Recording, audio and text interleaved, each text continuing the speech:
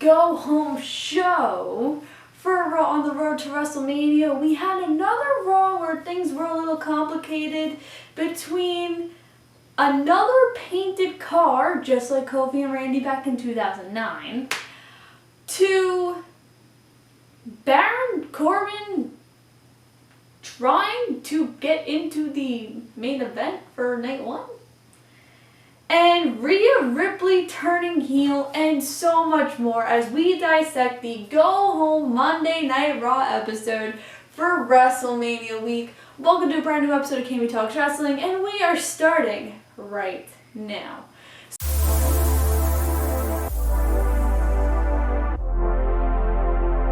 So, of course, the first thing I have to say is happy WrestleMania week. We've made it. I'm excited. I hope you all are too. But this Monday Night Raw, oh my. So, I guess we'll start with the beginning, and Drew cut a promo, of course, because that's how we start Raw every single week.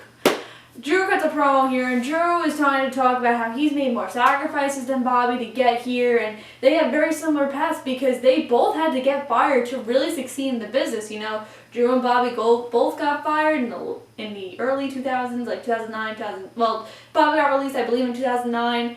Of course, McIntyre got released in 2014, and they succeeded elsewhere in independent promotions. Impact, where they had a feud for the TNA World Heavyweight Championship. And now they're here both succeeding and are going to main event WrestleMania. But Drew says that he's made so many more sacrifices than Bobby, and he's going to be the one to take the title off of Bobby come WrestleMania, and then MVP, and Bobby come out like, no, like, we're going to put the Hurt Lock on you. You're not going to make it out alive because Corbin's going to beat you up and make sure you don't even go to WrestleMania. And then they booked this main event segment for 30 minutes. And I was like, oh my god, maybe we're going to have something big. Do you know what we had? We had the ending of this match. It was basically MVP was on commentary. Got up, took his cane, looked at Corbin, and said, Corbin, this is about taking out Bobby Lashley. Drew McIntyre. This is not about beating Drew McIntyre. Goes to him with the cane. Drew misses. Claymore kick. And Bobby and Drew had to stare down. What the hell was that? Usually the Raw Go Home show is probably one of the best Raws besides the Raw after WrestleMania. And I'm not even excited for Bobby and Drew to begin with, and now you give me this BS? Oh, WWE. It was obvious Drew was going to win because Baron is actually in the Andre more about Raw on Friday. But I was kind of disappointed about this. I expected something big.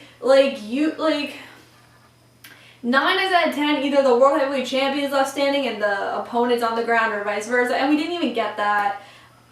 I don't know. I'm really not looking forward to this feud. I know they had really good matches in Impact, but this just ain't it for me. And my thing is, you're saying it's the main event. Is it... Are you like Sasha and Bianca? I don't even know. Speaking of the woman, we had Nia and Shayna versus Asuka and Rhea Ripley. And halfway through this match, Rhea Ripley turned heel. What? I can get behind this heel turn. I think it's very interesting to play off of it. And it definitely makes Rhea look strong. And, I just don't know what to feel about it. It was something I really didn't expect. Because I feel like you're not going to boo Rhea because everyone just wants Asuka, to take the title off Asuka to rebrand the whole Raw Women's Division. So I was like, oh, that's kind of shocking. It's intriguing to me. I'm excited for the match if Rhea wins. If Asuka wins, I'm gonna be very mad unless Becky's come back the next night. But the heel turn's intriguing for me. And then we found out that we have like a 5-way / 4-way because Carmella and Billie Kay have not been formally announced. Tag Team Turmoil. 2 then versus Nia and Shayna the next night. And I'm just like, what? It's better than doing like a 6-way tag title match, which is what I originally thought they were gonna do. But the Tag Team Turmoil is very interesting. It's a way to get all the women on the card, but just looking at it, you're missing Bayley, you're missing Peyton Royce, you're missing Charlotte. Obviously Charlotte has other issues going on with COVID and then everything with Andrade. But it's very interesting to me that you're missing these 3 pivotal, Peyton Royce really isn't that pivotal to the women's division right now. But like someone like Bayley and Charlotte, like that's very interesting to me that you're keeping them off the WrestleMania card, especially someone like Bayley who literally was the MVP of the COVID era. But I guess we'll see. I feel really bad. I actually filmed my predictions last Saturday, and we did not predict the Women's Tag Team Championship match. So I guess I'll just say that I'm going to assume Natalya and Tamina are going to win, and they're going to beat Nia and Shayna.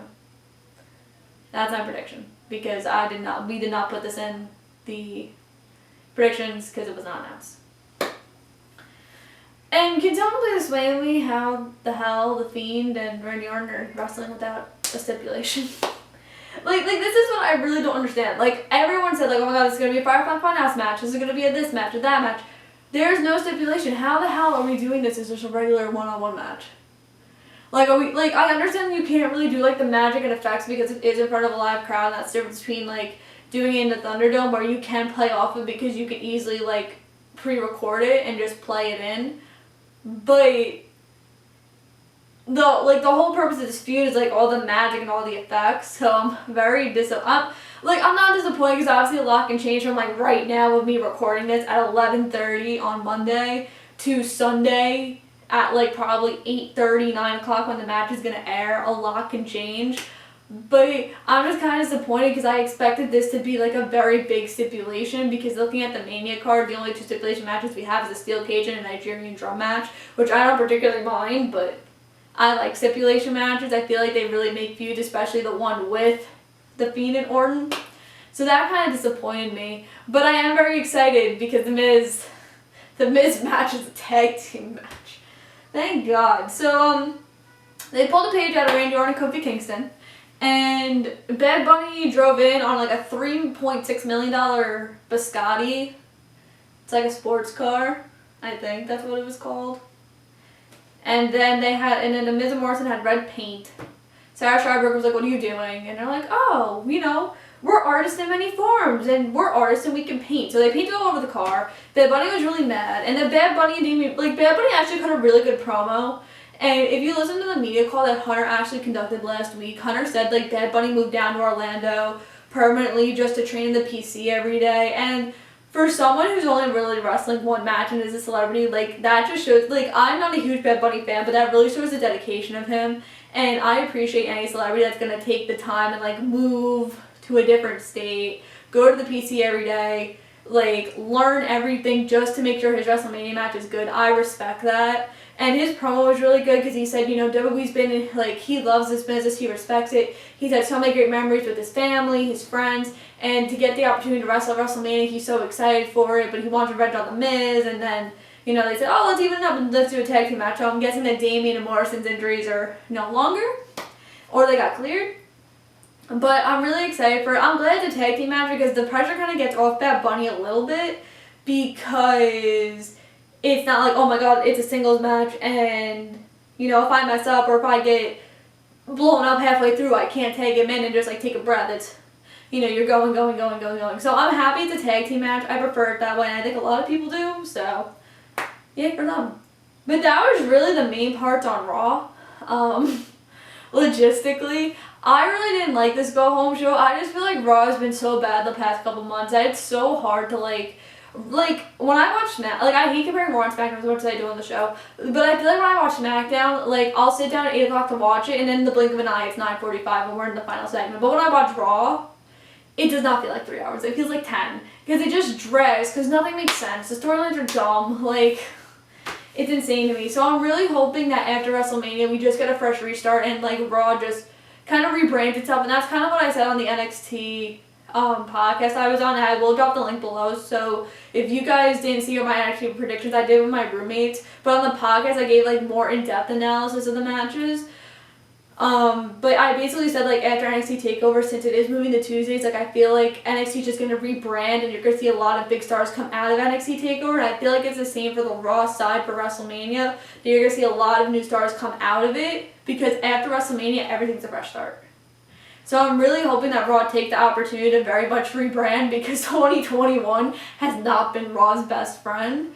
And yeah.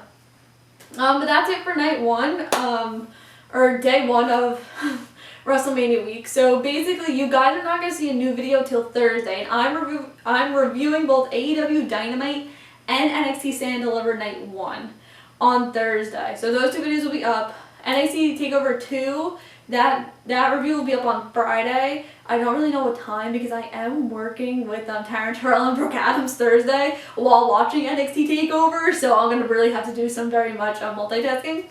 But it'll be up. Friday also my WrestleMania predictions will be up, and I'm joined by one half of the host on the All Elite podcast, Kyle Masters, who's somewhat friend of me, somewhat best friend. Saturday you'll have your SmackDown review, Sunday you'll have your Mania Night 1 review, Monday you'll have your Mania Night 2 review, and then if you did not hear, I am doing everything, so like all the shows that are going to be on TV, I'll be reviewing every single one, so you get new content every single day. Woo! So, make sure to like this video, comment what you guys loved/hated about Raw, click that bell for notifications, and subscribe, and I'll see you guys on Thursday as we review the last Wednesday Night Wars. You ready? It's WrestleMania week. Get hyped, get excited. Bye guys.